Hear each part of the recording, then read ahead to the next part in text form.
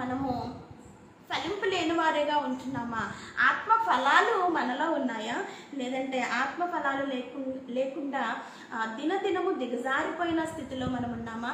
లేదంటే మోడు బారిపోయిన స్థితిలో మనం ఉన్నామా అనేది మనల్ని మనం ఈ రాత్రికాల సమయంలో దేవుని లేఖనాల ద్వారాగా మనల్ని మనం పరిశీలన చేసుకొని మనల్ని మనం బలపరుచుకొని ఏదైతే మనలో బలహీనత ఉన్నదో, ఎందుకైతే మనము ఫలించలేకపోతూ ఉన్నామో, ఫలిస్తున్నాము అని అనుకుంటున్నామేమో, ఒకవేళ ఫలభరితమైన జీవితము మనల్లో లేదేమో, ఒకసారి మనల్ని మనం పరిశీలన చేసుకుందాం. హల్లెలూయా, హల్లెలూయా. దేవుని పరిశుద్ధ నామానికి మహిమ కలుగును గాక.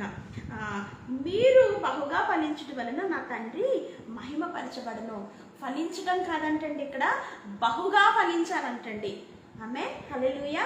ఒక చెట్టు ఉందనుకోండి, కాయలు కాస్తే నార్మల్గానే